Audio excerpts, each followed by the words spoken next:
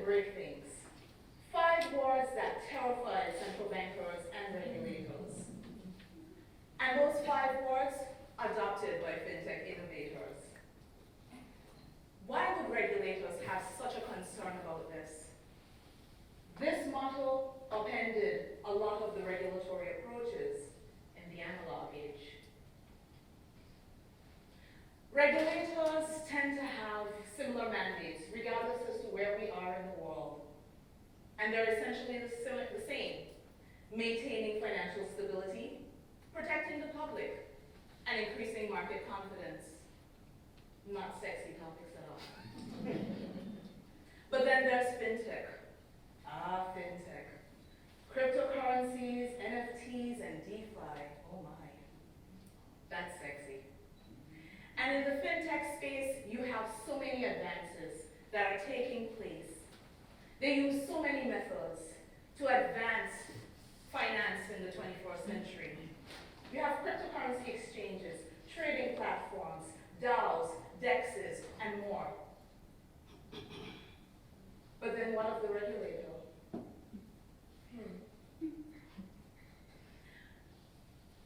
You had these innovations because they were born out of a deep distrust of the system.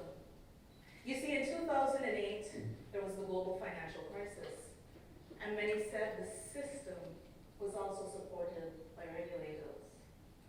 So one of the cries that came at that time was down with the central bankers. Of course, discussions can't really get off to a good start if you start off with that type of premise. We all saw how fragile the global economic framework was in 2008, and we see it now because we're seeing some of the same issues. And central bankers are employing quantitative easing. Essentially, that means they're printing money, so it makes the money printers go roar. And that was touted as a fix then, and now. But there's still distrust. Inflation, anyone? You see, that last global financial crisis left it to the public to pay very close attention to what was happening in the global economic space. But they're also paying very close attention to the regulator. We just came out of a global crisis. And you might be saying, well, Simone, I thought you were talking about FinTech and not macroeconomic policies. Well, yeah, I am, but just a little bit, just bear with me. You see, when we talk about global economic policies, you have to look at the international standard setters and other players in the space. The Financial Action Task Force, FATF, they are the standard setter for anti-money laundering and counter-terrorist financing. In the age of FinTech, they issued guidance in relation to virtual asset service providers. They updated recommendations, and they've continued the dialogue. Bank of International Settlements, they are called the Central Bankers Central Bank, and they have an innovation hub based mainly in Singapore and Hong Kong, and they're doing a lot of work in relation to cross-border currency payments. The Global FinTech Innovation Network is a group of a number of regulators and observers seated under the Financial Conduct Authority in the UK, made up of over about 2 or 3 dozen regulators around the world, all collaborating on a multiplicity of issues, and they're doing good work. The problem is, it's still not fast enough. When you have innovators employing certain methods, by the time a regulator develops a standard, that standard is underdeveloped in the face of what we actually see, or it's an obsolescence. So one of the things that we've seen innovators use in this particular space to advance and accelerate developments is a hackathon. They bring talent from far and wide to accelerate the pace of development for a number of different digital platforms, projects, DeFi, and we're seeing a lot of exciting things in this space. They're moving fast and breaking things. Right. We have a little dot on the laptop that needs to be cleared, but panic not. So, we're going to pivot, and we're going to look at what regulators do. There we go. The regulatory philosophy is conservative. Might not be shocking that I'm not a conservative regulator. They're also pragmatic and measured. All of these things are what you want in a regulator. Very stable, very sure, very aligned. But I say to the regulators, I am going to challenge your philosophy. When you are faced with the pace of change that we are seeing in the 21st century, it is time to adopt some of the same measures being used by innovators for our own purposes. It is time for us to move fast and break things. Enter the regulatory hackathon. Pivot back to FinTech. You have a lot of FinTech providers that are continuing their discussion with regulators. They're actually engaging with regulatory constructs. But to bring this out, allow me to tell you a few stories, or as I like to say, case studies. Let's start with de-risking in the Caribbean. The trigger? The FATF published a guidance document in 2013. The premise? Caribbean countries and other parts of the world, just a few, were seen as higher risk. The result? Correspondent banks left.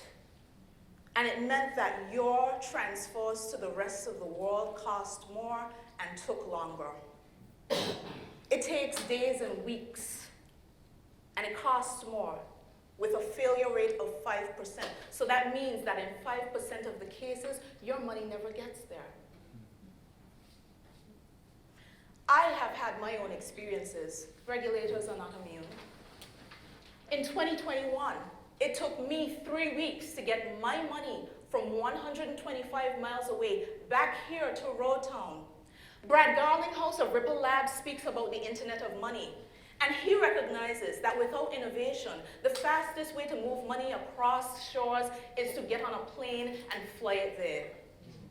125 miles is a 35-minute flight. We are still not moving fast enough. Political leaders in the Caribbean are leaning in, and they recognize that there's important work for regulators to do, but they are not quite on the mark. They recognize that something needs to be done. Prime Minister Mia Moore-Motley of Barbados has championed this cause for most of this year, and very recently at the United States Congress, she spoke about the issues of de-risking. And by the way, de-risking adds to the cost of compliance. It costs you more. You do more due diligence, even when it's low risk. And let's talk about low risk, but from the facet of financial inclusion. The United Nations speaks about financial inclusion. It is one of the biggest projects to deal with the banked and the underbanked and unbanked within the world. And they're looking at countries like India and Africa, but they're not looking at Roadtown. Why in 2022 does it take days for checks to clear between banks that sit less than a quarter of a mile apart? Why does it take you days and weeks to get certain financial services and products? It's because of the cost of compliance. But Caribbean regulators are being held to a higher standard. There's a lot of focus in relation to AML CFT, and that's important. We do get that. But when you make it more difficult for financial flows, those financial flows go underground, which is undesirable to the regulator and law enforcement. Here is one of the areas where we can regulate to innovate and alleviate the issues. The United Nations and financial inclusion. Do we have financial inclusion methods here? Are we looking at simplified due diligence for the pensioner who is just having a bank account to get their pension money and buy groceries once a week? There are so many things that we have to look at. And as it relates to developing our standards, are we going to wait for the United Nations to do it for us? Or do we do it through our own thought leadership? I know which I would choose. And then there's the narrative about the level playing field. Ah, yes, it is still not level. I have been in this profession for over 20 years. And in that time, I have seen the goalposts move several times. But I'm not here to talk about goalposts. I'm here to talk about moving fast and breaking things. When will the OECD include the British Overseas Territories as a bloc that has more economic impact than many G20 countries? It is time for us to do it. But we can if we move fast and break things. When will the FATF consider having their own hackathon that includes a broader reach from all different regions? And don't tell me about Financial Action Task Force, regional style bodies like the CFATF. I've worked with them. I know how it goes. I've seen it up front and personal. And I've seen the impacts of when international standards and regulatory developments set out on the pace leave us behind and have unintended consequences. We need to be at the table so that they're aware of the nuanced issues that we have within this region and within Roadtown. Then there's blacklisting. It's a subjective view, because you see, we have a number of companies here in Roadtown, and they think that they incorporate to avoid taxation when they incorporate for that British common law, ease of legal clarity. There are a number of issues that you might say, well, Simone, it's important for us to consider other issues. But I would say a regulatory hackathon is needed because you have a lot of focus on AML-CFT. You have a lot of focus on cross-border payments. But who's focusing on prudential regulatory requirements? Let's talk about capital. And no, not capital in traditional sense. I mean like token lockups and escrow for DeFi projects. Who's looking at what the governance constructs would look like for a DeFi platform? We can do that. We have the talent in the region, but only if we move fast and break things. There is so much more I can say in relation to this, and maybe just a little bit more. You see, I was talking about de-risking in my circumstances, but let's bring it back to Roadtown. Let's talk about that business vendor that's looking to get some supplies in for peak sales. There's an event going on, maybe August. We love our August holidays here. And they send out wire transfer, but it takes too long to get there. And by the time it gets there, the goods can't ship because it's an active hurricane season. And by the time you work out the logistics and the goods arrive, that business owner has missed peak sales that would sustain that business. That story echoes in Roadtown, Bridgetown, Georgetown, or any town in the Caribbean. And feel free to fact check me because I have done my due diligence. Blacklisting, subjective. We look at these shores, at these companies, at the talent that is right here within these shores. And some people will say, no, the Caribbean shouldn't have a stand. But in a race for innovation, let us not forget that the first country with a central bank digital currency was a Caribbean nation. Enter the Bahamas with the sand dollar. So it's clear that we have the talent and the capacity. So what do we do next? Well, I would say there's one word for us. We need to be vigilant. Roadtown, let me take a step back because it's TEDxRoadTown. But British Virgin Islands, we got this. The British Virgin Islands has often punched far above its weight class, time and time again. This is just another round.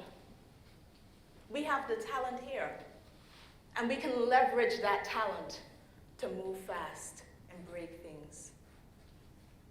So what next? I would lean into one other innovator who says it's the ones who are crazy enough to think that they can change the world.